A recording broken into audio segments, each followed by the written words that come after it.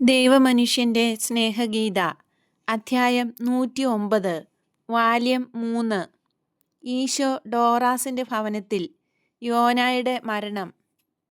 എസ്ദ്രലോൻ സമതലം വീണ്ടും ഞാൻ കാണുന്നു. പകൽ സമയം. നവംബർ അവസാനത്തിലെ മേഘാവൃതമായ ദിവസം. തലേ രാത്രിയിൽ മഴ പെയ്തു കാണണം. ഭൂമിക്ക് നനവുണ്ട്, എന്നാൽ ചെളിയില്ല. കാറ്റുണ്ട്. ഈർപ്പമുള്ള കാറ്റ് മഞ്ഞ ഇലകളെയെല്ലാം പറിച്ചുകൊണ്ടു പോകുന്നു. ജലാംശം നിറഞ്ഞിട്ടുള്ള കാറ്റ് അസ്ഥി തുളച്ചു കയറുന്ന വിധമുണ്ട്. മഞ്ഞുകാലം അടുത്തു. വയലുകളിൽ ഉഴവു നടത്തുന്ന ഏതാനും കാലികൾ. അവ വളരെ ബുദ്ധിമുട്ടിയാണ് മണ്ണിളക്കി മറിക്കുന്നത്. നല്ല ഫലപുഷ്ടിയുള്ള മണ്ണ് വിത്തിടീലിന് ഭൂമി ഒരുക്കുകയാണ്.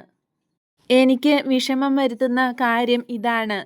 ചില സ്ഥലങ്ങളിൽ മനുഷ്യർ തന്നെയാണ് മൃഗങ്ങൾക്ക് പകരം കലപ്പ വലിക്കുന്നത്. അവർ കൈകളും നെഞ്ചും എല്ലാം പ്രയോഗിച്ച് വളരെ കട്ടിയായ ഈ ജോലി അടിമകളെപ്പോലെ ചെയ്യുന്നു. നല്ല കൂറ്റന്മാരായ കാളകൾക്ക് പോലും ബുദ്ധിമുട്ടുള്ള ജോലി. ഈശോയും നോക്കിക്കാണുന്നു. കരയാൻ തുടങ്ങുന്ന പോലെ ഈശോയുടെ മുഖം ദുഃഖിതമാണ്.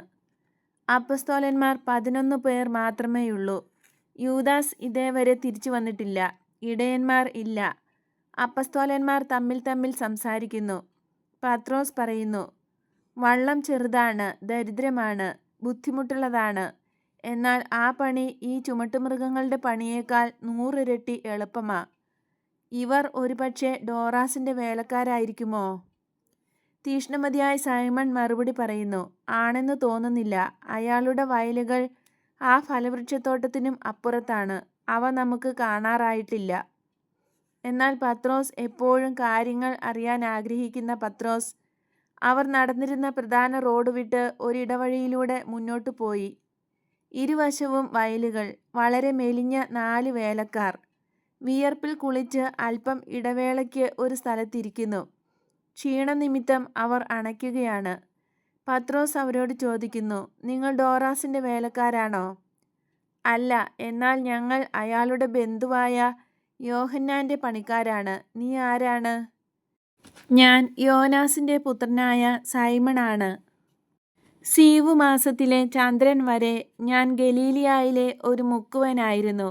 ഇപ്പോൾ ഞാൻ നസ്രസിലെ ഈശോയുടെ പത്രോസാണ്, സുവിശേഷത്തിലെ മിശിഹായുടെ പത്രോസ്. ഇത് പറയുന്നത് എത്ര ബഹുമതിയും മഹത്വവും നിറഞ്ഞ വിധത്തിലാണ്. റോമിലെ ഉന്നതനായ സീസറിൻ്റെ ആളാണെന്ന് പറഞ്ഞാലെന്ന പോലുള്ള ഭാവം.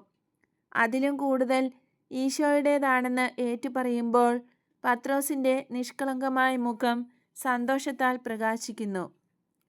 ഓ മിശിഹായോ, എവിടെയാണവൻ? ഹതഭാഗ്യരായ ആ 4 പേരും ഒരുമിച്ച് ചോദിക്കുന്നു. അവിടെ, ആ കാണുന്ന ആളാണ്. പൊക്കമുള്ള സുന്ദരമായ ശിരസുള്ളവൻ, കടും ചുവപ്പ് മേലങ്കി ധരിച്ചിരിക്കുന്നവൻ, ഇപ്പോൾ ഇങ്ങോട്ട് നോക്കുന്നയാൾ, എന്നെ നോക്കി പുഞ്ചിരി തൂക്കുകയും എന്നെ കാത്തു നിൽക്കുകയും ചെയ്യുന്നവൻ.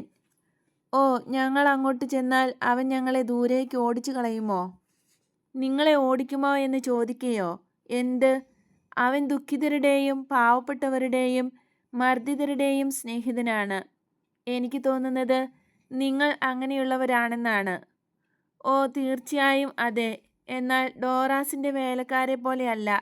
കുറഞ്ഞത് ഞങ്ങൾക്ക് ആവശ്യമുള്ളിടത്തോളം അപ്പമെങ്കിലും കിട്ടും. ഞങ്ങൾ ജോലി നിർത്തിയാൽ മാത്രമേ അടിക്കുകയുള്ളൂ. എന്നാൽ നിങ്ങൾ ഇവിടെ നിന്ന് സംസാരിക്കുന്നത് കണ്ടാൽ അവൻ്റെ പട്ടികളെ തല്ലുന്നതിനേക്കാൾ കൂടുതലായി അവൻ ഞങ്ങളെ തല്ലും. അർത്ഥം വച്ച് പത്രോസ് ചൂളമടിക്കുന്നു. എന്നിട്ട് പറയുന്നു, ഇങ്ങനെ ചെയ്യുന്നതായിരിക്കും നല്ലത്. ഇത് പറഞ്ഞപ്പോൾ കൈകൾ കുഴിച്ച് വായ്ക്കു ചുറ്റും പിടിച്ച് കൂവി വിളിക്കുന്നു, ഗുരു, ഇങ്ങോട്ട് വരൂ. വേദനിക്കുന്ന ഹൃദയങ്ങൾ ഇവിടെയുണ്ട്.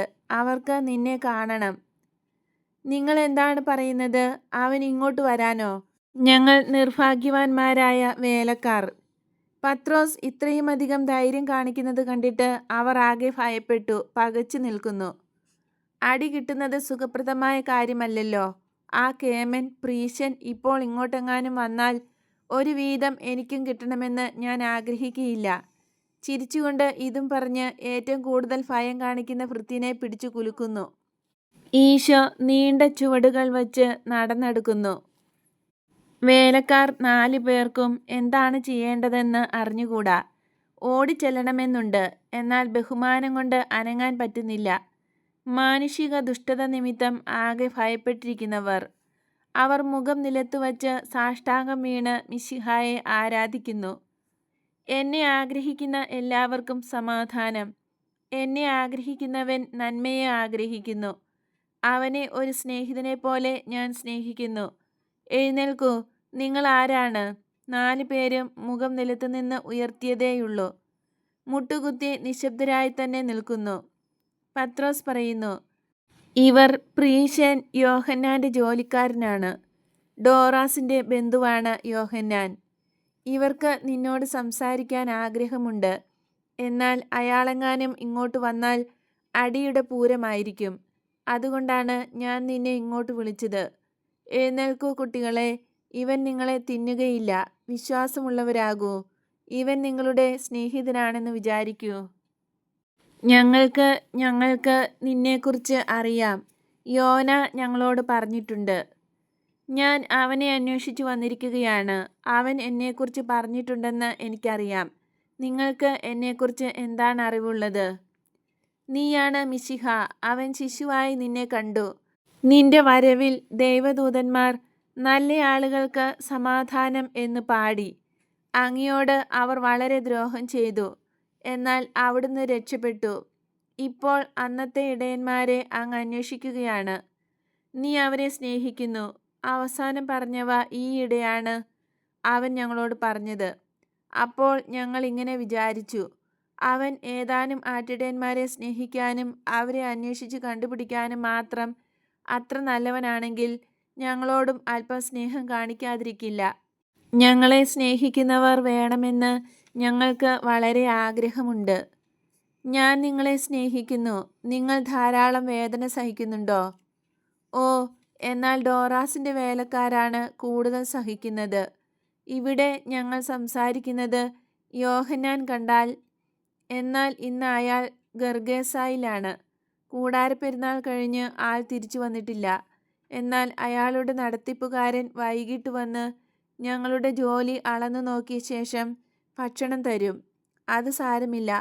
6-ാം മണിക്കൂറിൽ ഭക്ഷണത്തിന് ഞങ്ങൾ സമയമെടുക്കുകയില്ല. ഈ സമയം അങ്ങയെ ഞങ്ങൾ പരിചരിക്കും. എടോ, എന്നോടൊന്ന് പറഞ്ഞേ, ആ പണിയായുധം ഉപയോഗിക്കാൻ എനിക്ക് കഴിയുമോ? അത് വളരെ ബുദ്ധിമുട്ടുള്ളതാണോ? പത്രോസ് തിരക്കുന്നു. അല്ല, അതത്ര വിഷമമുള്ളതല്ല. എന്നാൽ കഠിനാധ്വാനമാണ്. ധാരാളം ശക്തി വേണം. അതെനിക്കുണ്ട്. ഒന്ന് കാണിച്ചു തരൂ. ഞാൻ വിജയിച്ചെങ്കിൽ നിങ്ങൾക്ക് സംസാരിക്കാം. ഞാൻ കാളയായിക്കൊള്ളാം. നിങ്ങൾ ജോൺ, ആൻഡ്രൂ, ജെയിംസ്, നിങ്ങൾ വന്ന് ഇത് പഠിക്കൂ. നമുക്ക് മത്സ്യം ഉപേക്ഷിച്ച് മണ്ണിലെ പുഴുക്കളെ പിടിക്കാൻ നോക്കാം. വരൂ. പത്രോസ് കലപ്പയുടെ വിലങ്ങനെയുള്ള തണ്ടിൽ കൈവയ്ക്കുന്നു.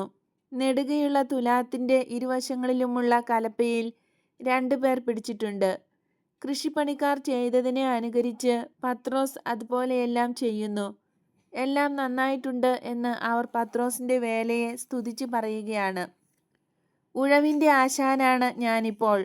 വരൂ ജോൺ, ഇങ്ങോട്ട് വരൂ. ഒരു കാളയും ഒരു മൂരിക്കുട്ടനും ഓരോ കലപ്പയുടെ കൂടെ. ജെയിംസും എൻ്റെ സഹോദരൻ ആ മിണ്ടാക്കിടാവും മറ്റേതിൻ്റെ കൂടെ. ശരി, ഹീഹോ. ഉഴവു തുടങ്ങി. കലപ്പ 2 സെറ്റും ഒപ്പത്തിനൊപ്പം മുന്നേറുന്നു. മണ്ണ് മറിച്ച് വയലിൽ നെടുകെ ചാല് കീറുന്നു. ജീവിതകാലം മുഴുവൻ വയലിൽ പണിയെടുത്തവരെ പോലെയുണ്ട്. നിന്റെ സ്നേഹിതർ എത്ര നല്ലവരാണ്. നീയാണോ അവരെ ഇത്ര നല്ലവരാക്കിയത്? അവരുടെ നന്മയ്ക്ക് ഞാൻ വഴി കാണിച്ചു കൊടുത്തു. നിങ്ങൾ കത്രിക ഉപയോഗിക്കുന്നത് പോലെ. നന്മ അവരിൽ നേരത്തെ തന്നെ ഉണ്ടായിരുന്നു. ഇപ്പോൾ അത് പുഷ്പിക്കുന്നു, കാരണം അതിനെ വളർത്തുന്നവൻ കൂടെയുണ്ട്. അവർ എത്ര എളിമയുള്ളവരാണ്. അവർ നിന്റെ സ്നേഹിതരാണ്. എന്നിട്ടും അവർ ദരിദ്രരായ ഈ പണിക്കാരെ സഹായിക്കുന്നു. എളിമ, വിനയം, ശാന്തത, സംയമനം, പരമാർത്ഥത, സ്നേഹം, എല്ലാറ്റിലും ഉപരിയായി സ്നേഹം എന്നിവ ആഗ്രഹിക്കുന്നവർക്ക് മാത്രമേ എൻ്റെ കൂടെ ജീവിക്കാൻ പറ്റൂ. കാരണം ദൈവത്തെ സ്നേഹിക്കുന്നവന് ഇത് ഫലമായി എല്ലാ പുണ്യങ്ങളുമുണ്ട്. അവൻ സ്വർഗം നേടുന്നു. ഞങ്ങൾക്കും അത് നേടാൻ കഴിയുമോ? ദൈവാലയത്തിൽ പോകാനോ പ്രാർത്ഥിക്കാനോ ഞങ്ങൾക്ക് സമയമില്ല. ഉഴവുചാലിൽ നിന്ന് തലയുയർത്താൻ പോലും സമയമില്ല. എന്നോട് പറയൂ, നിങ്ങളോട് ഇത്ര കഠിനമായി വർത്തിക്കുന്നവനോട് നിങ്ങൾക്ക് വിരോധമുണ്ടോ? നിങ്ങളെ ഭൂമിയിൽ ഏറ്റവും താണവരാക്കിയിട്ടിരിക്കുന്നതിനെക്കുറിച്ച് ദൈവത്തോട് എതിർപ്പും കുറ്റാരോപണവുമുണ്ടോ? ഓ, ഒരിക്കലുമില്ല ഗുരോ. ഇത് ഞങ്ങളുടെ വിധിയാണ്. എന്നാൽ ക്ഷീണിച്ചു പോകുമ്പോൾ ഞങ്ങളുടെ വൈക്കോൽ കിടക്കയിലേക്ക് വീണുകൊണ്ട് പറയും, അബ്രഹാത്തിന്റെ ദൈവത്തിനറിയാം നമ്മൾ എത്ര ക്ഷീണിച്ച് അവശരായിരിക്കുന്നുവെന്ന്. അതിനാൽ ദൈവം വാഴ്ത്തപ്പെട്ടവനായിരിക്കട്ടെ എന്ന് മാത്രം ഞങ്ങൾ പ്രാർത്ഥിക്കുന്നു. എന്നിട്ട് ഞങ്ങൾ പറയും, ഇന്നും പാപം ചെയ്യാതെ നമ്മൾക്ക് ജീവിക്കാൻ കഴിഞ്ഞു. ഞങ്ങൾക്ക് വേണമെങ്കിൽ സ്വല്പം വഞ്ചിക്കാൻ കേട്ടോ. അപ്പത്തിൻ്റെ കൂടെ ഒരു പഴം കൂടി വേണമെങ്കിൽ തിന്നാൻ കഴിയും. അല്ലെങ്കിൽ പുഴുങ്ങി വയ്ക്കുന്ന സസ്യാഹാരത്തിൽ സ്വല്പം എണ്ണ ഒഴിക്കാൻ കഴിയും. എന്നാൽ യജമാനൻ പറഞ്ഞിരിക്കുന്നത് അപ്പവും സസ്യങ്ങളും മതി വേലക്കാർക്ക് എന്നാണ്. വിളവെടുപ്പ് കാലത്ത് വെള്ളത്തിൽ അല്പം വിനാഗിരിയും ചേർത്ത് കൊടുക്കാം ദാഹശമനത്തിന്, ശക്തി നൽകുന്നതിന് എന്നാണ് നിർദ്ദേശം. ഞങ്ങൾ അങ്ങനെ തന്നെയാണ് കഴിക്കുന്നത്. ഇതിനേക്കാൾ കഷ്ടസ്ഥിതിയാകാമായിരുന്നു. ഞാൻ വളരെ ഗൗരവമായി പറയുന്നു, അബ്രാഹത്തിന്റെ ദൈവം നിങ്ങളെ നോക്കി പുഞ്ചിരി തൂകുന്നു. അതേസമയം ദേവാലയത്തിൽ കപട പ്രാർത്ഥനകൾ നടത്തി തന്നെ അവഹേളിക്കുന്നവരുടെ മേൽ കർശനമായ ഭാവത്തോടെ തിരിയുന്നു. പ്രാർത്ഥിക്കുന്ന പലരും സഹോദര സ്നേഹമില്ലാത്തവരാണ്. ഓ, എന്നാൽ അവർ തങ്ങളെപ്പോലെ തന്നെയുള്ളവരെ സ്നേഹിക്കുന്നു. കുറഞ്ഞപക്ഷം സ്നേഹിക്കുന്നെന്ന് തോന്നിക്കുന്നുണ്ട്. കാരണം പരസ്പരം സമ്മാനങ്ങൾ കൊടുക്കുകയും താണുവണങ്ങുകയും ബഹുമാനിക്കുകയും ചെയ്യുന്നു. ഞങ്ങളോടാണ് അവർക്കൊരു സ്നേഹവുമില്ലാത്തത്. എന്നാൽ ഞങ്ങൾ വേറെ ആളുകളാണല്ലോ, അവരിൽ നിന്ന് വ്യത്യസ്തരുമാണ്. അപ്പോൾ അത് നീതിയാകുന്നു. അല്ല, അത് നീതിയല്ല. എൻ്റെ പിതാവിൻ്റെ രാജ്യങ്ങളിൽ ഇത് നീതിയല്ല. അവിടുത്തെ വിധി വ്യത്യസ്തമായിരിക്കും. സമ്പത്തും ശക്തിയുമുള്ളവരല്ല അവിടെ ബഹുമാനിക്കപ്പെടുക. എപ്പോഴും ദൈവത്തെ സ്നേഹിച്ചവരാണ്. തങ്ങളെക്കാളും മറ്റെല്ലാറ്റിനേക്കാളും ദൈവത്തെ സ്നേഹിച്ചവരാണ് ബഹുമാനിക്കപ്പെടുക. പണം, ജനസ്വാധീനം, സ്ത്രീകൾ, നല്ല ഭക്ഷണം ഇവയേക്കാൾ ദൈവത്തെ സ്നേഹിക്കുന്നവർ. എല്ലാവരെയും, ധനികരെയും ദരിദ്രരെയും, അറിയപ്പെടുന്നവരെയും അറിയപ്പെടാത്തവരെയും, പഠനമുള്ളവരെയും അറിവും സംസ്കാരവും ഇല്ലാത്തവരെയും, നല്ലവരെയും ചീത്തയായവരെയും സ്നേഹിക്കുന്നവർ. ചീത്തയാളുകളെയും സ്നേഹിക്കണം. അവരുടെ ദുഷ്ടത നിമിത്തമല്ല അവരെ സ്നേഹിക്കേണ്ടത്. അവർ മാരകമായി മുറിവേൽപ്പിച്ചിരിക്കുന്ന അവരുടെ തന്നെ ആത്മാക്കളോടുള്ള സഹതാപം നിമിത്തമാണ്. അവരെ സുഖപ്പെടുത്തി വീണ്ടെടുക്കാൻ സ്വർഗീയ പിതാവിനോട് കേണപേക്ഷിച്ചുകൊണ്ടാണ് അവരെ സ്നേഹിക്കേണ്ടത്. താഴെ പറയുന്ന രീതിയിലുള്ള എല്ലാവരും സ്വർഗരാജ്യത്തിൽ അനുഗ്രഹീതരായിരിക്കും. കർത്താവിനെ സത്യത്താലും നീതിയാലും ബഹുമാനിച്ചിട്ടുള്ളവർ, മാതാപിതാക്കളെയും ബന്ധുക്കളെയും ബഹുമാനത്തോടെ സ്നേഹിച്ചിട്ടുള്ളവർ, ഒരു തരത്തിലും ഒരിക്കലും മോഷണം നടത്തിയിട്ടില്ലാത്തവർ, അതായത് നീതിയായിട്ടുള്ളത് കൊടുക്കുകയും വാങ്ങിക്കുകയും ചെയ്തിട്ടുള്ളവർ, വേലക്കാരായി ചെയ്യുന്ന ജോലിയിലും ആരുടെയും സൽപ്പേര് നശിപ്പിച്ചിട്ടില്ലാത്തവർ, ആരെയും കൊല ചെയ്തിട്ടില്ലാത്തവൻ, കൊല ചെയ്യാൻ ആഗ്രഹിച്ചിട്ടില്ലാത്തവർ, മറ്റുള്ളവരുടെ പ്രവൃത്തികൾ എതിരിടുന്നതിനും നിന്ദ കാണിക്കുന്നതിനും പ്രേരിപ്പിക്കത്തക്ക വിധം ക്രൂരമായിരിക്കുമ്പോഴും അയൽക്കാർക്കെതിരെയും സത്യത്തിനെതിരെയും കള്ളസാക്ഷ്യം പറഞ്ഞിട്ടില്ലാത്തവർ, വ്യഭിചാരമോ മറ്റ് ജഡിക പാപങ്ങളോ ചെയ്തിട്ടില്ലാത്തവർ, മറ്റുള്ളവരോട് അസൂയപ്പെടാതെ തങ്ങൾക്കുള്ളതുകൊണ്ട് സംതൃപ്തരായി സമാധാനമായി കഴിയുന്നവർ. സ്വർഗരാജ്യം ഇങ്ങനെയുള്ളവരുടേതാണ്. അവിടെ ഒരു ഭിക്ഷുവിന് സന്തോഷവാനായ ഒരു രാജാവായിരിക്കാൻ കഴിയും. എന്നാൽ ഭരണാധികാരിയായ ഒരാൾ തൻ്റെ ശക്തിയെല്ലാം നിഷ്പ്രയോജനമായി ഇല്ലായ്മയേക്കാൾ ഹീനമായി കഴിയേണ്ടി വരും. 10 പ്രമാണങ്ങൾക്കെതിരെ പാപം ചെയ്തിട്ടുണ്ടെങ്കിൽ സാത്താൻ്റെ ഇരയായിത്തീരും. കിതപ്പോടുകൂടെ ആ 4 പേരും ഈശോയെ ശ്രവിക്കുന്നു. ഈശോയുടെ സമീപം Bartholomew, Matthew, Simon, Philip, Thomas, James, അൽഫേയൂസിൻ്റെ മകൻ യൂദാസ് എന്നിവരുമുണ്ട്. മറ്റുള്ളവർ 4 പേരും ഉഴവു തന്നെ. അവരുടെയെല്ലാം മുഖമാകെ ചെമന്നു. അവർ വിയർക്കുന്നുണ്ടെങ്കിലും സന്തോഷവാന്മാരാണ്. എല്ലാവരെയും സന്തോഷിപ്പിക്കാൻ പത്രോസ് ഒറ്റ ഒരുത്തൻ ധാരാളം മതി. ഓ യോന, അങ്ങയെ പരിശുദ്ധൻ എന്ന് വിളിച്ചത് എത്ര ശരിയാണ്. അങ്ങയിൽ എല്ലാം പരിശുദ്ധമാണ്. അങ്ങയുടെ വാക്കുകൾ, നോട്ടം, പുഞ്ചിരി, എല്ലാം എല്ലാം. ഞങ്ങളുടെ ആത്മാക്കൾക്ക് ഇതുപോലൊരനുഭവം ഇതേവരെ ഉണ്ടായിട്ടില്ല. യോനായെ കണ്ടിട്ട് കുറെ നാളായോ? അവന് രോഗമായതിൽ പിന്നീട് കണ്ടിട്ടില്ല. രോഗമോ? അതെ ഗുരോ, അവനെക്കൊണ്ട് ഇനിയും ഒന്നും പറ്റുകയില്ല. നേരത്തെ തന്നെ അവൻ വലിഞ്ഞു വലിഞ്ഞാണ് ഓരോന്നും ചെയ്തിരുന്നത്. എന്നാൽ ഈ വേനൽക്കാലത്തെ ജോലിയും മുന്തിരിയുടെ വിളവെടുപ്പും കഴിഞ്ഞപ്പോൾ മുതൽ അവന് എഴുന്നേറ്റ് നിൽക്കാൻ പോലും കഴിയുന്നില്ല. എന്നിട്ടും ആ പിശാച് അവനെക്കൊണ്ട് ജോലി ചെയ്യിക്കുന്നു. ഓ, എല്ലാവരെയും സ്നേഹിക്കണമെന്ന് അങ്ങ് പറയുന്നു. എന്നാൽ ക്രൂര ചെന്നായ്ക്കളെ സ്നേഹിക്കുക വിഷമമാണ്. ഡോറാസ് ചെന്നായേക്കാൾ കഷ്ടമാണ്. യോന അവനെ സ്നേഹിക്കുന്നു. ശരിയാണ് ഗുരോ, ഞാൻ പറയുന്നു യോന ഒരു വിശുദ്ധനാണെന്ന്. കർത്താവായ ദൈവത്തോടുള്ള വിശ്വസ്തത നിമിത്തം രക്തസാക്ഷിത്വം വരിച്ചവരെ പോലെ ഒരു വിശുദ്ധനാണ് യോന. നീ സത്യം പറഞ്ഞു. നിന്റെ പേരെന്താണ്? മിക്ക. ഇയാളുടെ പേര് സാവൂൾ. അത് ജവഹേൽ. ഇത് ഐസയ. നിങ്ങളുടെ പേര് ഞാൻ പിതാവിനോട് പറയും. യോനായ്ക്ക് തീരെ സുഖമില്ലെന്നാണോ നിങ്ങൾ പറഞ്ഞത്? അതെ, ജോലി തീർന്നാലുടൻ അവൻ വൈക്കോലിൻ്റെ മുകളിലേക്ക് വീഴുകയാണ്. ഞങ്ങൾ അവനെ കാണുന്നതേയില്ല. ഡോറാസിൻ്റെ മറ്റ് വേലക്കാർ ഞങ്ങളോട് പറയുന്നതാണ്. അവൻ ഇപ്പോൾ ജോലി ചെയ്യുന്നുണ്ടോ? എഴുന്നേറ്റ് നിൽക്കാൻ പറ്റുമെങ്കിൽ ചെയ്യും. ആ കാണുന്ന ആപ്പിൾ മരത്തോപ്പിനപ്പുറത്താണ് അവൻ കഴിയുന്നത്. ഡോറാസിൻ്റെ കൊയ്ത്ത് നന്നായിരുന്നോ? നന്നായിരുന്നു. ഈ പ്രദേശത്തെല്ലാം പ്രസിദ്ധമായിരുന്നു കൊയ്ത്ത് വളരെ മെച്ചമെന്ന്. മുന്തിരിക്കുലകളുടെ വലിപ്പവും ഭാരവും നിമിത്തം ചെടികൾക്കെല്ലാം താങ്ങു കൊടുക്കേണ്ടി വന്നു. വീഞ്ഞ് ശേഖരിക്കാൻ പുതിയ തൊട്ടികൾ ഉണ്ടാക്കേണ്ടി വന്നു. വലിയ വലിയ തൊട്ടികൾ. ഡോറാസ് ഭൃത്യന് വലിയ പ്രതിഫലം നൽകിയിട്ടുണ്ടാവും. പ്രതിഫലമോ?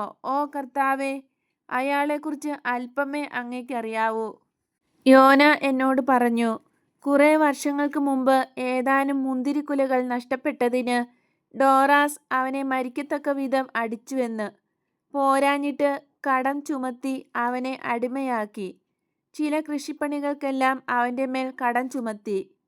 ഇക്കൊല്ലം കൃഷി നന്നായതുകൊണ്ട് അത്ഭുതകരമാം വിധം ധാരാളം വിളവുണ്ടായതിനാൽ അവന് സമ്മാനം കൊടുത്തു കാണും. ഇല്ല ഗുരോ, മൃഗീയമാം വിധം അവനെ അടിച്ചു. കാരണം ഇക്കൊല്ലത്തേതുപോലെ നല്ല വിളവ് മുൻകൊല്ലങ്ങളിൽ കിട്ടാതെ പോയത് അവൻ ശരിക്കും അന്വേഷിക്കാതിരുന്നതുകൊണ്ടാണ് എന്ന് ആരോപിച്ചു. ആ മനുഷ്യൻ ഒരു മൃഗമാണ്, മത്തായി പറയുന്നു. അല്ല, അവന് ആത്മാവില്ല. ഈശോ പറയുന്നു, എൻ്റെ മക്കളെ, ഞാൻ പോകട്ടെ. നിങ്ങളെ ഞാൻ അനുഗ്രഹിക്കുന്നു. ഇന്ന് നിങ്ങൾക്ക് അപ്പവും ഭക്ഷണവും ഉണ്ടോ? ഈ അപ്പമുണ്ട് എന്ന് പറഞ്ഞുകൊണ്ട് നിലത്ത് കിടന്ന ഒരു ചാക്കിൽ നിന്ന് കറുത്ത ഒരപ്പം എടുത്തു കാണിക്കുന്നു. എൻ്റെ ഭക്ഷണം നിങ്ങൾ എടുത്തുകൊള്ളൂ. എനിക്ക് ഇതേയുള്ളൂ. ഞാൻ ഇന്ന് ഡോറാസിൻ്റെ വീട്ടിലാണ് താമസിക്കുന്നത്. എന്നിട്ട്? അങ്ങ് ഡോറാസിൻ്റെ വീട്ടിലോ? അതെ, യോനായെ വീണ്ടെടുക്കാൻ. നിങ്ങൾ അറിഞ്ഞില്ലേ? ഇവിടെ ആരും ഒന്നും അറിയുകയില്ല. അവനെ വിശ്വസിക്കല്ലേ ഗുരോ. അങ്ങ് ചെന്നായുടെ ഗുഹയിൽപ്പെട്ട ഒരാട്ടിൻകുട്ടിയായി പോകും. അവന് എന്നെ ഉപദ്രവിക്കാൻ കഴിയുകയില്ല. ജെയിംസേ, നമുക്കുള്ള ഭക്ഷണം ഇവർക്ക് കൊടുക്കൂ. നിങ്ങളുടെ പക്കലുള്ള വീഞ്ഞും. എൻ്റെ പാവപ്പെട്ട സ്നേഹിതരെ, നിങ്ങൾ സന്തോഷിക്കൂ. നിങ്ങളുടെ ആത്മാക്കൾക്കും ശരീരത്തിനും സന്തോഷമുണ്ടാകട്ടെ. വരൂ പത്രോസേ, നമുക്ക് പോകാം. ഗുരോ, ഞാൻ വരുന്നു. ഇനി ഈ ചാലുകൂടെ മാത്രമേയുള്ളൂ. ഇതും പറഞ്ഞ് പത്രോസ് ഈശോയുടെ പക്കലേക്ക് ഓടിച്ചെല്ലുന്നു. മുഖം നന്നേ ക്ഷീണിച്ചിട്ടുണ്ട്. പുറംകുപ്പായം കൊണ്ട് തുടച്ച ശേഷം അത് വീണ്ടും ധരിച്ചുകൊണ്ട് ഹൃദ്യമായി ചിരിക്കുന്നു. വേലക്കാർ 4 പേരും ഹൃദയപൂർവ്വം നന്ദി പറയുന്നു. ഗുരോ, ഇനിയും ഇതിലെ കടന്നു പോകുമോ? പോകും. എന്നെ കാത്തിരിക്കൂ. നിങ്ങൾക്ക് യോനായോട് യാത്രാമംഗളം പറയാനിടയാകും. അത് ചെയ്യാൻ കഴിയുമോ? ഓ, തീർച്ചയായും കഴിയും. സന്ധ്യയോടെ ഉഴവ് തീർക്കണം. പകുതിയിലധികവും ഉഴുതു കഴിഞ്ഞു. എത്ര വേഗത്തിൽ, എത്ര നന്നായി ചെയ്തു. അവിടുത്തെ സ്നേഹിതർ നല്ല ശക്തിയുള്ളവരാണ്. ദൈവം അങ്ങയെ അനുഗ്രഹിക്കട്ടെ. ഇന്നത്തെ ദിവസം പെസഹ തിരുനാളിനേക്കാൾ ഞങ്ങൾക്ക് വലുതാണ്. ഓ, ദൈവം നിങ്ങളെയെല്ലാം അനുഗ്രഹിക്കട്ടെ. ഈശോ നേരെ ആപ്പിൾ മരത്തോട്ടത്തിലേക്ക് പോകുന്നു. അത് കടന്ന് ഡോറാസിന്റെ വയലിലെത്തുന്നു. വയലിൽ വേലക്കാരിൽ ചിലർ ഉഴവു നടത്തുന്നു. ചിലരെല്ലാം കുനിഞ്ഞ് കളകൾ നീക്കുന്നു. എന്നാൽ യോന അവിടെ ഇല്ല. ആളുകൾ ഈശോയെ മനസ്സിലാക്കുന്നു. ജോലി ഉപേക്ഷിക്കാതെ നിന്ന് തന്നെ ഈശോയെ അഭിവാദ്യം ചെയ്യുന്നു. യോന എവിടെയാണ്? 2 മണിക്കൂർ കഴിഞ്ഞപ്പോൾ അവൻ ഉഴവുചാലിൽ വീണു. ഉടനെ വീട്ടിലേക്ക് കൊണ്ടുപോയി. പാവം യോന, ഇനി അധികം പീഡനങ്ങൾ സഹിക്കേണ്ടി വരികയില്ല. അവൻ അന്ത്യത്തോടടുക്കുകയാണ്. അവനേക്കാൾ നല്ലവനായ ഒരു സ്നേഹിതൻ നമുക്ക് ഒരു കാലത്തും ഉണ്ടാകയില്ല. നിങ്ങൾക്ക് ഭൂമിയിൽ ഞാനുണ്ട്, അബ്രാഹത്തിന്റെ മടിയിൽ അവനുമുണ്ട്. മരണം പ്രാപിച്ചവർ ജീവിക്കുന്നവരെ സ്നേഹിക്കുന്നത് ഇരട്ടി സ്നേഹത്താലാണ്. അവരുടെ സ്വന്തം സ്നേഹത്താലും ദൈവത്തോടു കൂടെ ആയതിനാൽ അങ്ങിൽ നിന്ന് ലഭിക്കുന്ന പരിപൂർണ സ്നേഹത്താലും. ഓ, വേഗം പൊയ്ക്കോളൂ. അവന്റെ വേദനയിൽ അങ്ങയെ കാണുവാൻ അവൻ ഇടവരട്ടെ. ഈശോ അവരെ അനുഗ്രഹിച്ച ശേഷം വേഗം നടക്കുന്നു. ഇനി എന്താണ് ഈശോ ചെയ്യാൻ പോകുന്നത്? ഡോറാസിനോട് എന്ത് പറയും? ശിഷ്യർ ചോദിക്കുന്നു. ഒന്നും അറിയാത്ത മട്ടിൽ ഞാൻ ചെല്ലും. ഞാൻ എല്ലാം അറിഞ്ഞ് നേരെയാക്കാനാണ് ചെല്ലുന്നതെങ്കിൽ അയാൾ വേലക്കാരോട് ഒട്ടും ദയ കാണിക്കുകയില്ല. ഇവൻ കുറുക്കനാണെന്ന് നിന്റെ സ്നേഹിതൻ പറഞ്ഞത് ശരിയാണ്, പത്രോസ് സൈമണോട് പറയുന്നു. ലാസറസ് സത്യമല്ലാതെ ഒന്നും പറയുകയില്ല. അവൻ ഏഷണി പറയുന്നവനല്ല. നീ അവനെ കണ്ടാൽ അവനെ നിനക്കിഷ്ടപ്പെടും. സൈമൺ മറുപടി പറയുന്നു. പ്രീശിന്റെ വീട് കാണാറായി. പൊക്കം കുറവ്, എന്നാൽ വലുതും നല്ല ബലത്തിൽ പണിതിരിക്കുന്നതുമാണ്. ഒരു ഫലവൃക്ഷത്തോട്ടത്തിന്റെ മധ്യത്തിലാണ് വീട്. എന്നാൽ പഴങ്ങളൊന്നും ഇപ്പോഴില്ല. നാട്ടിൻപുറത്തെ ഒരു നല്ല വീട്, പണക്കാരന്റെ വീട്, സുഖസൗകര്യങ്ങളോടു കൂടിയുള്ള വീട്. പത്രോസും സൈമണും വിവരമറിയിക്കാൻ മുമ്പേ പോകുന്നു. ഡോറാസ് പുറത്തിറങ്ങി വരുന്നു. വൃദ്ധനായ മനുഷ്യൻ, ഒരു പിടിച്ചുപറിക്കാരന്റെ കഠിനത വ്യക്തമാക്കുന്ന പ്രകൃതം, പരിഹാസം സ്ഫുരിക്കുന്ന കണ്ണുകൾ, സർപ്പത്തിന്റെ വായ്, ഒരു കള്ളപ്പുഞ്ചിരി, അധികവും നരച്ചിട്ടുള്ള താടിമീശ. ഈശോയെ മംഗളം. മുറപ്രകാരം താഴ്മയോടെ അയാൾ അഭിവാദ്യം ചെയ്യുന്നു. ഈശോ സമാധാനം എന്ന് ആശംസിക്കുന്നില്ല. നിന്റെ അഭിവാദനം നിന്നിലേക്ക് തന്നെ തിരിച്ചു വരട്ടെ എന്നാണ് ഈശോ പ്രത്യുത്തരം നൽകുന്നത്. അകത്തേക്ക് വരൂ, എൻ്റെ ഭവനം നിന്നെ സ്വീകരിക്കുന്നു. നീ ഒരു രാജാവിനെ പോലെ സമയനിഷ്ഠ പാലിക്കുന്നല്ലോ. സത്യസന്ധനായ മനുഷ്യനെ പോലെ, ഈശോ മറുപടി പറയുന്നു. ശിഷ്യന്മാരെ ഡോറാസ് ക്ഷണിച്ചില്ല. ഈശോ പുറകോട്ട് തിരിഞ്ഞ് അവരോട് പറയുന്നു, അകത്തേക്ക് വരൂ, ഇവർ എൻ്റെ സ്നേഹിതരാണ്. അവർ അകത്തേക്ക് വരട്ടെ. എന്നാൽ അവൻ ചുങ്കക്കാരനല്ലേ, അൽഫേയുസിന്റെ മകൻ. ഇത് മാത്യു ആണ്, ഈശോയുടെ ശിഷ്യൻ. ഇത് ഒരു ഈണത്തിലാണ് ഈശോ പറയുക. ഡോറാസ് അത് മനസ്സിലാക്കി ഒന്നുകൂടെ കൃത്രിമമായ ഒരു ചിരി പാസാക്കുകയാണ്. വളരെ സമൃദ്ധിയിൽ കഴിയുന്ന ആ വീട്ടിലെ സമ്പത്ത് കാണിച്ച് പാവപ്പെട്ട ഗലീലിയക്കാരൻ ഗുരുവിനെ ഞെരിച്ചു കളയാൻ ഡോറാസിന് ആഗ്രഹമുണ്ട്. സമ്പൽ സമൃദ്ധി എന്നാൽ മഞ്ഞുപോലെയുള്ള മരവിപ്പ്. ഭൃത്യരെല്ലാം അടിമകളെപ്പോലെ ഭയപ്പെട്ട് കുനിഞ്ഞാണ് നടക്കുന്നത്. വേഗം അപ്രത്യക്ഷരാകുകയും ചെയ്യുന്നു. ശിക്ഷ എപ്പോഴാണെന്ന് ഭയപ്പെട്ട് കഴിയുന്നവർ. തണുത്ത ഹൃദയവും വിദ്വേഷവുമാണ് ആ വീട്ടിനുള്ളിൽ. എന്നാൽ വീട്ടിലെ സമ്പത്തിലൊന്നും ഈശോ ഒരു താല്പര്യവും കാണിക്കുന്നില്ല. സമ്പന്നരായ ബന്ധുക്കളുടെ കാര്യത്തിലും ഈശോ ശ്രദ്ധിക്കുന്നതേയില്ല. ഇത് മനസ്സിലാക്കിയ ഡോറാസ് ഈശോയെ ഫലവൃക്ഷത്തോട്ടത്തിലേക്ക് കൂട്ടിക്കൊണ്ടുപോയി അവിടെയുള്ള വിശിഷ്ടമായ ചെടികളും വൃക്ഷങ്ങളും കാണിച്ച് വിവരിക്കുന്നു. അവയുടെ പഴങ്ങളും മറ്റും സ്വർണ്ണത്തളികകളിൽ ഭൃത്യന്മാർ കൊണ്ടുവരുന്നു. ഈശോ അവയെ ആസ്വദിച്ച് സ്തുതിച്ചു പറയുന്നു. പഴങ്ങൾ വിശേഷതരം, പീച്ചും പെയറുമാണെന്ന് തോന്നുന്നു. ആകൃതി നഷ്ടപ്പെടുത്താതെ അവ പാനിയിലിട്ട് കേടുകൂടാതെ സൂക്ഷിക്കുന്നതായിരിക്കണം. ഇതെല്ലാം പലസ്തീന നാട്ടിൽ എനിക്ക് മാത്രമേയുള്ളൂ. ഈ ഭൂവിഭാഗത്ത് എനിക്ക് മാത്രമേയുള്ളൂ. ഇവ പേർഷ്യയിൽ നിന്നും അതിനേക്കാൾ വിദൂരത്തു നിന്നും കൊണ്ടുവന്നിട്ടുള്ളവയാണ്. നമ്മുടെ ഉപരാജാക്കന്മാർക്ക് പോലും ഇവയൊന്നുമില്ല. ഒരുപക്ഷേ സീസറിനു പോലും ഉണ്ടായിരിക്കയില്ല. എല്ലാ കായ്കളും ഞാൻ എണ്ണിത്തിട്ടപ്പെടുത്തി അവയുടെ കുരുവെല്ലാം എടുത്തു വയ്ക്കും. പെയർ എൻ്റെ മേശയിൽ വച്ച് മാത്രമേ ഭക്ഷിക്കുകയുള്ളൂ. കാരണം ഒരൊറ്റ കുരു പോലും ആരും കൊണ്ടുപോകാൻ ഞാൻ സമ്മതിക്കുകയില്ല. അന്നാസിന് കുറെ പഴങ്ങൾ ഞാൻ കൊടുത്തയക്കും. പക്ഷേ അവ വേവിച്ചു മാത്രമേ കൊടുക്കൂ. കാരണം ഈ കുരുവൊന്നും കിളിർക്കരുത്. എന്നാൽ ഇവയുടെയെല്ലാം ഉടമ ദൈവമാണ്. എല്ലാ മനുഷ്യരും തുല്യരാണ്. തുല്യരാണോ? അല്ല. ഞാൻ നിന്റെ ഗലീലിയർക്ക് തുല്യരോ? ആത്മാക്കൾ ദൈവത്തിൽ നിന്ന് വരുന്നു. ദൈവം അവയെ തുല്യരായി സൃഷ്ടിക്കുന്നു. എന്നാൽ ഞാൻ വിശ്വസ്തനായ പ്രീശൻ ഡോറാസ് ആണ്. അഹങ്കാരം കൊണ്ട് ഒരു മയിലിനെ പോലെ ഞെളിഞ്ഞിട്ടാണിത് പറയുന്നത്. ഈശോ അയാളെ തറപ്പിച്ചൊന്നു നോക്കുന്നു. ആ നീലക്കണ്ണുകൾ കൂടുതൽ കൂടുതൽ പ്രകാശിക്കുന്നു. ദയയുടെയോ കാർക്കശ്യത്തിൻ്റെയോ മുന്നോടിയാണത്. ഈശോയ്ക്ക് ഡോറാസിനേക്കാൾ പൊക്കം കൂടുതലുണ്ട്.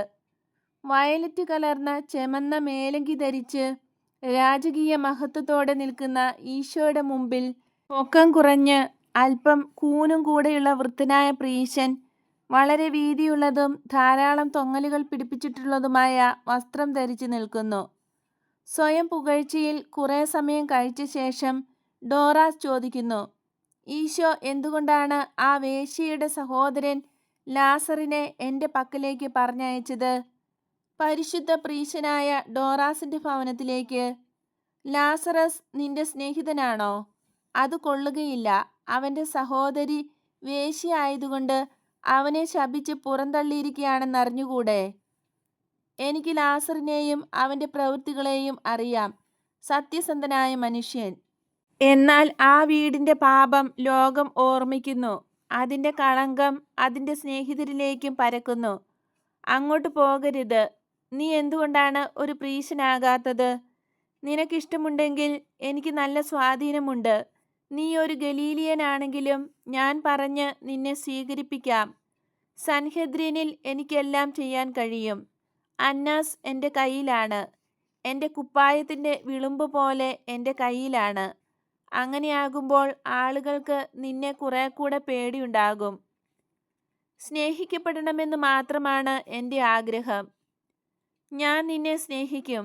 ഞാൻ നിന്നെ സ്നേഹിക്കുന്നുണ്ടെന്ന് നിനക്കിപ്പോൾ കാണാമല്ലോ. കാരണം നിന്റെ ആഗ്രഹത്തിന് വഴങ്ങി ഞാൻ യോനായെ നിനക്ക് വിട്ടുതരികയാണല്ലോ. ഞാൻ അതിന് നിനക്ക് പണം തന്നല്ലോ. സത്യമാണ്, ഇത്രയും പണം തരാൻ നിനക്കെങ്ങനെ കഴിഞ്ഞു എന്ന് ഞാൻ വിസ്മരിക്കുകയാണ്.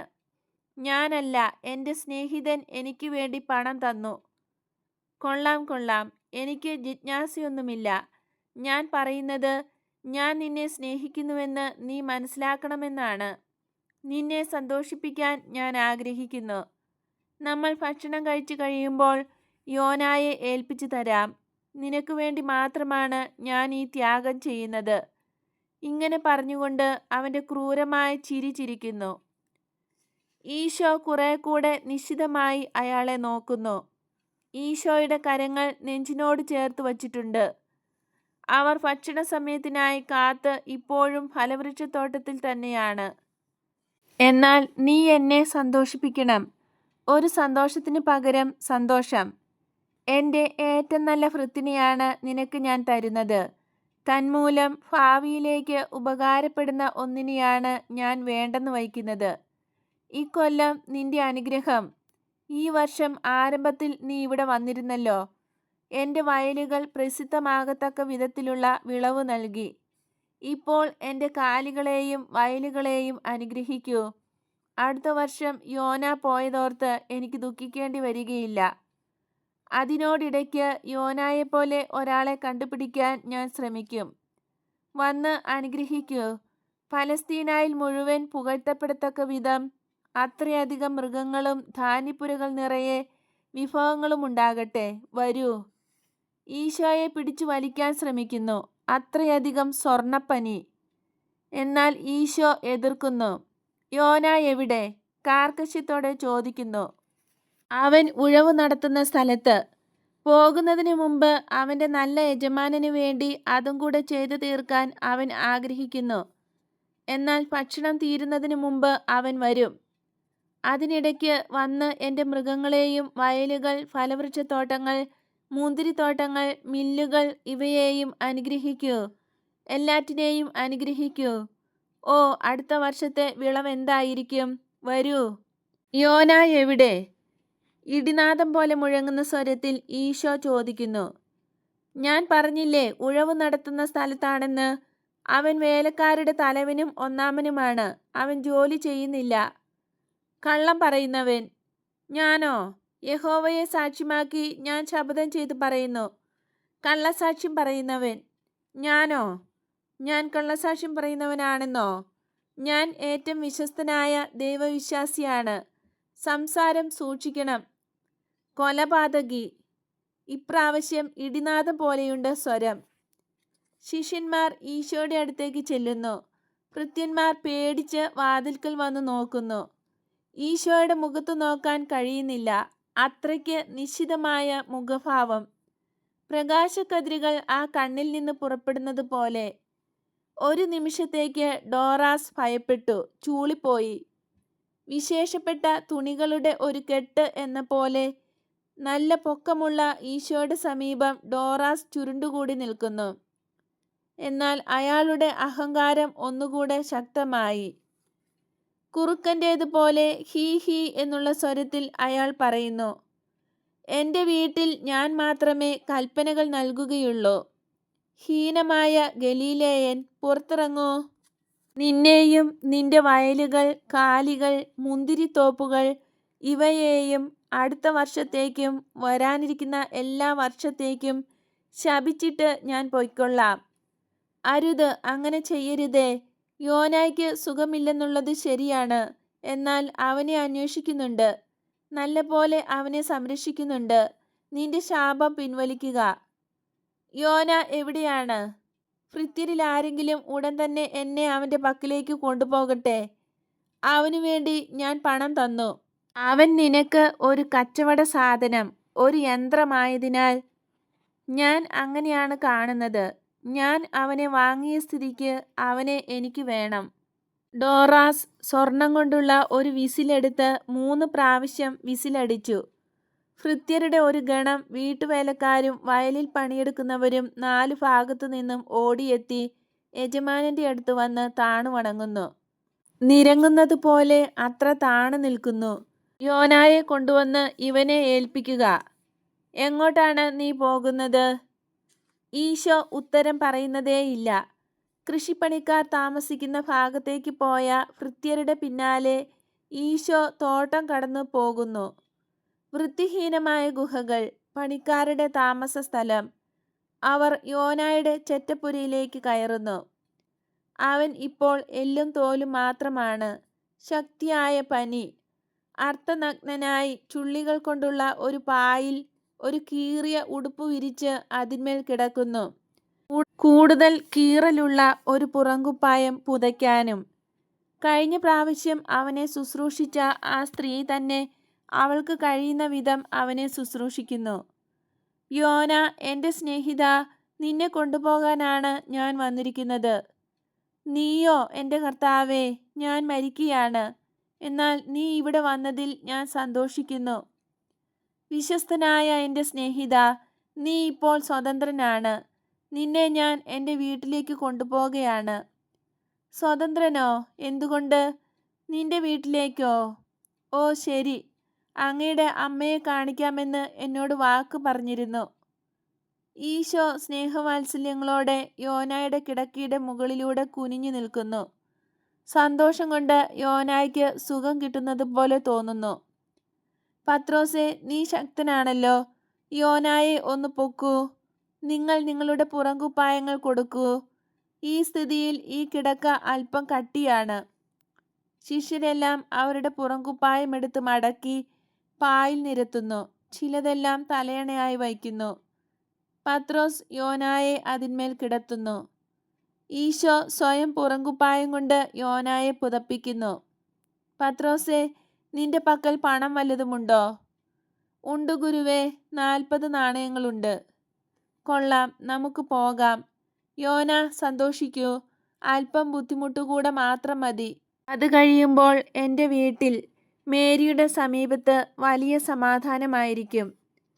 മേരി: അതെ. ഓ, നിന്റെ വീട്. പാവം യോന കരയുന്നു. കരയാൻ മാത്രമേ തീരെ അവശനായ അവന് കഴിയുന്നുള്ളൂ. സ്ത്രീയെ, ദൈവം നിന്നോടുകൂടെ ഉണ്ടായിരിക്കട്ടെ. കർത്താവേ, യോന, ദൈവം നിന്നോടുകൂടെ ഉണ്ടായിരിക്കട്ടെ. എനിക്ക് വേണ്ടി പ്രാർത്ഥിക്കണമേ. ആ ചെറുപ്പക്കാരി പറയുന്നു. അവൾ കരയുകയാണ്. വാതിൽക്കലെത്തിയപ്പോൾ ഡോറാസ് പ്രത്യക്ഷപ്പെടുന്നു. യോന ഭയം കാണിച്ച് മുഖം മൂടുന്നു. ഈശോ ശിരസിൽ കൈവച്ചുകൊണ്ട് അവനോടൊപ്പം പുറത്തേക്കിറങ്ങുകയാണ്. ഒരു ന്യായാധിപനേക്കാൾ ഗൗരവം. ദുഃഖിതരായവരുടെ ഈ സംഘം മുറ്റത്തിറങ്ങി ഫലവൃക്ഷത്തോട്ടത്തിലേക്കുള്ള വഴിയിലൂടെ നീങ്ങുകയാണ്. ആ കിടക്ക എൻ്റേതാണ്. ഞാൻ ഭൃത്യനെ വിറ്റു. കിടക്ക നിനക്ക് വിറ്റിട്ടില്ല. ഈശോ പണസഞ്ചി അവൻ്റെ കാൽക്കലേക്കെറിഞ്ഞു. ഒരക്ഷരം പോലും പറഞ്ഞില്ല. ഡോറാസ് പണസഞ്ചിയെടുത്ത് പണം എത്രയെന്ന് എണ്ണി നോക്കി. 40 നാണയങ്ങളും 2 ദ്രാഗ്മായും. തീരെ കുറവ്. ഈശോ ആ ദുരാഗ്രഹിയെ മേലുകീഴ് കർശനമായി നോക്കുന്നു. ഒന്നും പറയുന്നില്ല. ആ നോട്ടത്തിൻ്റെ അർത്ഥം എന്തെന്ന് പറയാനാവുന്നില്ല. ശാപം പിൻവലിച്ചെന്നെങ്കിലും എന്നോട് പറയുക. ഈശോ അവനെ തകർക്കുന്ന വിധത്തിൽ ഒന്നുകൂടെ നോക്കി പറയുന്നു. സീനായിലെ ദൈവത്തിന് നിന്നെ ഞാൻ ഏൽപ്പിക്കുന്നു. പത്രോസും ആൻഡ്രൂസും കൂടെ വഹിച്ചുകൊണ്ടു പോകുന്ന ആ ഭാണ്ഡക്കെട്ടിനൊപ്പം ഈശോ നടന്നു നീങ്ങുന്നു. പറഞ്ഞതുകൊണ്ടൊന്നും കാര്യമില്ല. ശിക്ഷ നിലനിൽക്കുക തന്നെ എന്ന് കണ്ട ഡോറാസ് വിളിച്ചു പറയുന്നു. നമ്മൾ വീണ്ടും കണ്ടുമുട്ടും. ഈശോ, നിന്നെ എൻ്റെ പിടിയിൽ ഇനിയും കിട്ടും. നിന്നോട് പടവെട്ടി നിന്നെ ഞാൻ കൊല്ലും. തീരാറായ ആ മനുഷ്യനെ നിനക്ക് കൊണ്ടുപോകാം. ഇനി എനിക്ക് അവനെ ആവശ്യമില്ല. അവനെ കുഴിച്ചിടുന്നതിൻ്റെ ചെലവ് എനിക്ക് ലാഭമായല്ലോ. പോകൂ, ദൂരെ പോ സാത്താനെ, ശപിക്കപ്പെട്ട സാത്താൻ. സൻഹദ്രീൻ മുഴുവൻ നിനക്കെതിരായി ഞാൻ തിരിച്ചുവിടും. സാത്താൻ, സാത്താൻ. ഈശോ ഒന്നും കേൾക്കാത്ത ഭാവം കാണിക്കുന്നു. ശിഷ്യന്മാർക്ക് വിസ്മയവും വലിയ ഭയവും തോന്നുന്നു. ഈശോ യോനായെ മാത്രം ശ്രദ്ധിക്കുന്നു. ഏറ്റവും നിരപ്പുള്ളതും തണലുള്ളതുമായ വഴിയാണ് ഈശോ നോക്കുന്നത്. യോഹന്നാൻ്റെ വയലുകൾക്ക് സമീപമുള്ള കവല വഴി അങ്ങനെ പോയി. ആ 4 ജോലിക്കാരും ഓടിവന്ന് യോനായോട് വിട പറയുന്നു. ഈശോയുടെ അനുഗ്രഹം ചോദിക്കുന്നു. എസ്ദ്രലോണിൽ നിന്ന് നസ്രസിലേക്കുള്ള വഴി വളരെ ദീർഘമാണ്. അവർ യോനായെ എടുത്തുകൊണ്ട് നടക്കുന്നതിനാൽ വേഗം പോകാനും കഴിയുന്നില്ല. വഴിക്ക് വണ്ടിയോ വാഹനങ്ങളോ ഒന്നും കാണുന്നില്ല. യാതൊന്നുമില്ല. അവർ മൗനമായി നടക്കുന്നു. യോന ഉറങ്ങുകയാണെന്ന് തോന്നുന്നു. എന്നാൽ ഈശോയുടെ കയ്യിൽ നിന്ന് പിടിവിട്ടിട്ടില്ല. നേരം സന്ധ്യയാകാറായപ്പോൾ റോമാക്കാരുടെ ഒരു പട്ടാള വണ്ടി അവരുടെ ഒപ്പം എത്തി. ഈശോ കൈകൾ ഉയർത്തിക്കൊണ്ട് പറയുന്നു, ദൈവനാമത്തിൽ നിൽക്കൂ. ഭടന്മാർ നിർത്തുന്നു. മഴ പെയ്യാൻ തുടങ്ങിയതിനാൽ ഇട്ടുമൂടിയിരുന്ന കവചം നീക്കി ഒരു ഓഫീസർ ഈശോയോട് ചോദിക്കുന്നു, എന്തു വേണം? മരിച്ചുകൊണ്ടിരിക്കുന്ന ഒരു സ്നേഹിതൻ എനിക്കുണ്ട്. അവനെ വണ്ടിയിൽ കയറ്റിയാൽ കൊള്ളാം. ഞങ്ങൾക്ക് അനുമതിയില്ല. എന്നാൽ കയറിക്കൊള്ളൂ. ഞങ്ങൾ നായ്ക്കളല്ല താനും. ചുമട് അവർ വണ്ടിയിലേക്ക് കയറ്റി. നിന്റെ സ്നേഹിതൻ നീ ആരാണ്? റബ്ബി ഈശോ, നസ്രസുകാരൻ. ഓ, നീയോ? ജിജ്ഞാസയോടെ ആ ഉദ്യോഗസ്ഥൻ ഈശോയെ നോക്കിക്കൊണ്ട് പറയുന്നു. ഇത് നീയാണെങ്കിൽ കയറാവുന്നിടത്തോളം ആളുകൾ വണ്ടിയിൽ കയറിക്കൊള്ളൂ. എന്നാൽ ആരും നിങ്ങളെ കാണാനിടയാകരുത്. ഇത് ഒരു കൽപ്പനയാണ്. എന്നാൽ കൽപ്പനയുടെയെല്ലാം മീതെ മനുഷ്യത്വവുമുണ്ട്, ഇല്ലേ? നീ നല്ലവനാണ്, എനിക്കറിയാം. ഏയ്, ഞങ്ങൾ പട്ടാളക്കാർക്ക് എല്ലാം അറിയാം. ഞാൻ എങ്ങനെ അറിയുന്നുവെന്നോ? കല്ലുകൾ പോലും നന്മയും തിന്മയും പറയും. അവയെ ശ്രവിക്കാൻ ഞങ്ങൾക്ക് ചെവിയുണ്ട്. സീസറിൻ്റെ സേവനത്തിനായി ഞങ്ങൾ അത് ചെയ്യും. നീ ഒരു കപട ക്രിസ്തു അല്ലല്ലോ. നിനക്ക് മുൻപേ പലരും അങ്ങനെ ആയിരുന്നു. വിപ്ലവം ഉണ്ടാക്കുന്നവരും ബഹളം വയ്ക്കുന്നവരും ആയിരുന്നു. നീ നല്ലവനാണ്. റോമായ്ക്ക് അതറിയാം. ഈ മനുഷ്യൻ തീർത്തും അവശനാണ്. അതിനാലാണ് ഇവനെ എൻ്റെ അമ്മയുടെ പക്കലേക്ക് ഞാൻ കൊണ്ടുപോകുന്നത്. അധികം ശുശ്രൂഷിക്കേണ്ടി വരികയില്ല. അവന് അല്പം വീഞ്ഞു കൊടുക്കുക. അത് ഭക്ഷണം വച്ചിരിക്കുന്ന സ്ഥലത്തുണ്ട്. അക്വില, കുതിരകളെ വേഗം ഓടിക്കൂ. ക്ലിൻറ്റൂസ്, എൻ്റെ വീതം തേനും വെണ്ണയും ഇങ്ങ് തരൂ. അത് അവന് നല്ലതാണ്. അവൻ ചുമയ്ക്കുന്നു. തേൻ കഴിക്കുന്നത് ചുമയ്ക്ക് നല്ലതായിരിക്കും. നീ നല്ലവനാണ്. അല്ല, പലരെയും പോലെ അത്ര ചീത്തയല്ല. നിന്നെ എൻ്റെ കൂടെ കുറച്ചു സമയം ചെലവഴിക്കാൻ കിട്ടിയതിൽ എനിക്ക് സന്തോഷമാണ്. ഇറ്റാലിക്ക ലീജിയനിൽപ്പെട്ട എന്നെ, പുബ്ലിയൂസ് ക്വിന്റീലിയാനോസിനെ ഓർക്കണമേ. ഞാൻ സിസേറിയായിലാണ് താമസിക്കുന്നത്. എന്നാൽ ഇപ്പോൾ ഇൻസ്പെക്ടർ ഡ്യൂട്ടിക്ക് ടൊളോമേയ് എന്ന സ്ഥലത്തേക്ക് പോകുകയാണ്. നീ എൻ്റെ ശത്രുവല്ല. ഞാൻ ചീത്തയാളുകളുടെ ശത്രുവാണ്, ഒരിക്കലും നല്ലവരുടെ ശത്രുവല്ല. എനിക്കും നല്ലവനാകണമെന്നാഗ്രഹമുണ്ട്. എന്നോടൊന്ന് പറയൂ, പട്ടാളക്കാരായ ഞങ്ങളോട് എന്താണ് അങ്ങേക്ക് പറയാനുള്ളത്? എല്ലാവരോടും ഒന്നു മാത്രമേ പറയാനുള്ളൂ. നീതി, സത്യം, ഇന്ദ്രിയ നിഗ്രഹം, കാരുണ്യം. അവനവൻ്റെ ചുമതല ചെയ്യണം. അധികാരം ദുരുപയോഗിക്കരുത്. സൈന്യത്തിൻ്റെ പരുപരുത്ത ജീവിതത്തിനിടയിലും മാനുഷികത കാണിക്കണം. സത്യത്തെ അറിയാൻ ശ്രമിക്കണം. അതായത് ദൈവത്തെ, ഏകനും നിത്യനുമായ ദൈവത്തെ അറിയാൻ ശ്രമിക്കണം. ഈ അറിവില്ലെങ്കിൽ നമ്മുടെ പ്രവൃത്തികളിലൊന്നും കൃപാവരമുണ്ടായിരിക്കുകയില്ല. തൽഫലമായി നിത്യസമ്മാനവും ലഭിക്കുകയില്ല. എന്നാൽ ഞാൻ മരിക്കുമ്പോൾ ഞാൻ ചെയ്ത നന്മ കൊണ്ട് ഞാൻ എന്തു ചെയ്യും? സത്യദൈവത്തിലേക്ക് വന്നിട്ടുള്ളവർ അവർ ചെയ്ത നന്മകൾ അടുത്ത ജീവിതത്തിൽ കാണും. ഞാൻ വീണ്ടും ജനിക്കാൻ പോകുകയാണോ? ഞാൻ ഒരു മജിസ്ട്രേറ്റോ ചക്രവർത്തിയോ ആയിത്തീരുമോ? ഇല്ല, നീ ദൈവത്തെ പോലെയാകും. നിത്യമായ ഭാഗ്യത്തിൽ, സ്വർഗത്തിൽ ദൈവത്തോട് ചേർന്നിരിക്കും. എന്ത്, ഞാൻ ദേവന്മാരുടെ ഇടയിലോ ഒളിമ്പസിലോ? ദൈവങ്ങളില്ല, സത്യദൈവം ഏകനാണ്. ഞാൻ പ്രസംഗിക്കുന്നതായ ദൈവം, നിന്നെ ശ്രവിക്കുന്നവൻ, നിന്റെ നന്മയും നന്മയെ നീ ആഗ്രഹിക്കുന്നതും കാണുന്നവൻ. അതെനിക്കിഷ്ടമാണ്. ഒരു പാവപ്പെട്ട അവിശ്വാസിയായ പട്ടാളക്കാരനെക്കുറിച്ച് ദൈവത്തിന് വിചാരമുണ്ടാകുമെന്ന് ഞാൻ അറിഞ്ഞിരുന്നില്ല. പുബ്ലിയൂസേ, അവൻ നിന്നെ സൃഷ്ടിച്ചു. അതിനാൽ അവൻ നിന്നെ സ്നേഹിക്കുന്നു. നിന്നെ അവൻ്റെ കൂടെ വേണമെന്ന് ആഗ്രഹിക്കുകയും ചെയ്യുന്നു. ഏയ്, ആയിക്കൊള്ളട്ടെ. എന്നാൽ ഒരുത്തരും ഞങ്ങളോട് ദൈവത്തെക്കുറിച്ച് സംസാരിക്കുന്നില്ല. ഞാൻ സെസേറിയയിലേക്ക് വരുന്നുണ്ട്. അപ്പോൾ നീ കേൾക്കും. ഓ ശരി, ഞാൻ നിന്റെ പ്രസംഗം കേൾക്കാൻ വരും. അതാ നസ്രസ്. നിനക്ക് കൂടുതൽ സേവനം ചെയ്യാൻ എനിക്ക് ആഗ്രഹമുണ്ട്. എന്നാൽ അവർ കണ്ടാൽ. ഞാൻ ഇറങ്ങുകയാണ്. നിന്റെ കരുണയ്ക്ക് നിന്നെ ഞാൻ അനുഗ്രഹിക്കുന്നു. ഗുരുവേ, മംഗളം. പട്ടാളക്കാരാ, ദൈവമായ കർത്താവ് തന്നെ തന്നെ നിനക്ക് കാണിച്ചു തരട്ടെ. ദൈവം നിന്നോട് കൂടെ. അവരെല്ലാവരും വണ്ടിയിൽ നിന്നിറങ്ങി വീണ്ടും നടക്കുന്നു. ഒരു സ്വല്പസമയവും കൂടെ കഴിഞ്ഞാൽ നിനക്ക് സ്വസ്ഥത കിട്ടും യോന. ഈശോ യോനായെ ധൈര്യപ്പെടുത്തുന്നു. യോന പുഞ്ചിരിക്കുന്നു. സന്ധ്യയാകുന്നതോടെ യോന കൂടുതൽ കൂടുതൽ ശാന്തനാകുന്നു. ഡോറാസിൻ്റെ അടുത്ത് നിന്ന് വളരെ ദൂരെയായി എന്ന് മനസ്സിലാക്കുന്നു. മേരിയെ വിവരമറിയിക്കാൻ ജോണും സഹോദരനും കൂടെ ഓടുന്നു. ഈ ചെറിയ ഗണം നസ്രസിൽ പ്രവേശിക്കുമ്പോൾ നേരം വളരെ സന്ധ്യയായി. വഴിയിലൊന്നും ഒരുത്തരുമില്ല. മേരി വാതിൽക്കൽ പുത്രനെ കാത്തു നിൽക്കുന്നു. അമ്മേ, ഇതാ യോന. അമ്മയുടെ കാരുണ്യത്തിൻ കീഴിൽ ഇവൻ അഭയം തേടുന്നു. ഇവൻ ഇവിടെ വച്ച് തന്നെ പറുദീസ അനുഭവിക്കാൻ തുടങ്ങട്ടെ.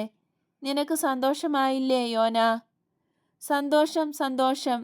വളരെ അവശനാണെങ്കിലും ആനന്ദ പാരവശ്യത്താൽ യോന മന്ത്രിക്കുന്നു. ജോസഫ് മരണം പ്രാപിച്ച ചെറിയ മുറിയിലേക്ക് യോനായെ കൊണ്ടുപോകുന്നു. നീ എൻ്റെ അപ്പൻ്റെ കിടക്കയിലാണ് കിടക്കുന്നത്. ഇതാ, ഇവിടെ എൻ്റെ അമ്മയുണ്ട്. ഞാനും ഇവിടെയുണ്ട്. നോക്കൂ, നസ്രസ് ഇപ്പോൾ ബെത്ലഹേമായിരിക്കുന്നു. എന്നെ സ്നേഹിക്കുന്ന 2 പേരുടെ മധ്യേ നീയാണ് ഇപ്പോൾ ശിശുവായ ഈശോ. വിശ്വസ്തനായ ഭൃത്യൻ എന്ന നിലയ്ക്ക് ഇവരെല്ലാം നിന്നെ വണങ്ങുകയും ചെയ്യുന്നു. ദേവദൂതന്മാരെ നിനക്ക് കാണാൻ കഴിയുന്നില്ല. എന്നാൽ നിന്റെ മുകളിൽ നിന്ന് ചിറകു വീശിക്കൊണ്ട് അവർ ക്രിസ്മസ് ഗാനങ്ങൾ പാടുകയാണ്. പാവം യോന നിമിഷം തോറും കൂടുതൽ അവശനായിക്കൊണ്ടിരിക്കുന്നു. ഈശോ തൻ്റെ കാരുണ്യം മുഴുവൻ അവൻ്റെ മേൽ വർഷിക്കുന്നു. ഇവിടെ വച്ച് മരിക്കാനായി ഇത്രയും സമയം പിടിച്ചു നിന്നതുപോലെയുണ്ട്. എന്നാൽ സന്തോഷമാണ്. അവൻ പുഞ്ചിരി തൂക്കുകയും ഈശോയുടെ കരങ്ങൾ ചുംബിക്കാൻ ശ്രമിക്കുകയും ചെയ്യുന്നു. മേരിയുടെ കരങ്ങളും ചുംബിക്കാൻ ശ്രമിക്കുന്നു. എന്തോ പറയണമെന്നുണ്ട്. എന്നാൽ മരണവേദനയാൽ വാക്കുകൾ പുറത്തേക്ക് വരുന്നില്ല. ഒരമ്മയെപ്പോലെ മേരി അവനെ ആശ്വസിപ്പിക്കുന്നു. അവൻ അതെ അതെ എന്ന് ആവർത്തിച്ച് പറയുന്നു, വളരെ സന്തോഷമുള്ള പുഞ്ചിരിയും. ശിഷ്യരെല്ലാം അടുക്കളത്തോട്ടത്തിൻ്റെ വാതിൽക്കൽ വളരെ തരളിത ഹൃദയരായി മൗനമായി എല്ലാം ശ്രദ്ധിച്ച് നോക്കി നിൽക്കുന്നു. ദീർഘകാലമായുള്ള നിന്റെ ആഗ്രഹം ദൈവം ശ്രവിച്ചു. നീണ്ട രാത്രിയിലെ നക്ഷത്രം ഇപ്പോൾ നിത്യതയിലേക്കുള്ള ഉദയനക്ഷത്രമായി മാറിയിരിക്കുന്നു. അതിൻ്റെ പേര് നിനക്കറിയാം. ഈശോ പറയുന്നു. ഈശോ നിന്റെ ഓ ഈശോ, മാലാഖമാർ അവരുടെ പാട്ട് ആരെനിക്ക് വേണ്ടി പാടും? എൻ്റെ ആത്മാവ് അത് കേൾക്കുന്നു. എൻ്റെ ചെവികൾക്കും അത് കേൾക്കാൻ ആഗ്രഹമുണ്ട്. ആര് സന്തോഷമായി എന്നെ ഉറക്കുവാൻ? ഓ, എനിക്ക് വല്ലാത്ത ഉറക്കം വരുന്നു. എന്തുമാത്രം ജോലി ഞാൻ ചെയ്തു, എന്തുമാത്രം കണ്ണീർ, എന്തെന്ത് നിന്ദകൾ. ഡോറാസ്, ഞാൻ അയാളോട് ക്ഷമിക്കുന്നു. എന്നാൽ അയാളുടെ സ്വരം കേൾക്കാൻ ഞാൻ ആഗ്രഹിക്കുന്നില്ല. പക്ഷേ കേൾക്കുന്നു. അത് എൻ്റെ അടുത്ത് സാത്താൻ്റെ സ്വരം പോലെ തോന്നിക്കുന്നു. ഞാൻ മരിക്കുകയാണ്. ആ സ്വരം മൂടത്തക്ക വിധം സ്വർഗത്തിൽ നിന്ന് വന്ന വാക്കുകൾ ആരെന്നോട് പറയും? മേരി അവളുടെ താരാട്ടിൻ്റെ ഈണത്തിൽ മൃദുലമായി പാടുന്നു. അത്യുന്നതങ്ങളിൽ ദൈവത്തിന് സ്തുതിയും, ഇവിടെ ഭൂമിയിൽ മനുഷ്യർക്ക് സമാധാനവും. ഇത് മേരി 2-3 പ്രാവശ്യം ആവർത്തിക്കുന്നു. അത് കേൾക്കുമ്പോൾ യോന ശാന്തനാകുന്നു. അല്പസമയം കഴിഞ്ഞ് അവൻ പറയുന്നു, ഡോറാസ് ഇപ്പോൾ സംസാരിക്കുന്നില്ല. ദേവദൂതന്മാർ മാത്രം. അത് ഒരു ശിശുവായിരുന്നു, ഒരു പുൽത്തൊട്ടിയിൽ, ഒരു കാളയുടെയും കഴുതയുടെയും ഇടയ്ക്ക്. അത് മിശിഹ ആയിരുന്നു. ഞാൻ അവനെ ആരാധിച്ചു. അവൻ്റെ കൂടെ ജോസഫും മേരിയും ഉണ്ടായിരുന്നു. ഒരിക്കൽ പോലെ വന്നു ശബ്ദം നിലച്ചു. സന്മനസ്സുണ്ടായിരുന്ന മനുഷ്യന് സ്വർഗത്തിൽ സമാധാനം. അവൻ മരിച്ചു. നമ്മുടെ ദരിദ്രമായ കുഴിമാടത്തിൽ അവനെ സംസ്കരിക്കാം. പുനരുത്ഥാനം പ്രതീക്ഷിച്ച് എൻ്റെ നീതിമാനായ പിതാവിൻ്റെ സമീപെ കാത്തിരിക്കാൻ ഇവൻ അർഹനാണ്. ഈശോ പറയുന്നു. അങ്ങനെ ദർശനം അവസാനിക്കുന്നു. ആരോ പറഞ്ഞു കേട്ട് അൽഫേയൂസിൻ്റെ ഭാര്യ മേരി അകത്തേക്ക് കയറി വരുന്നു.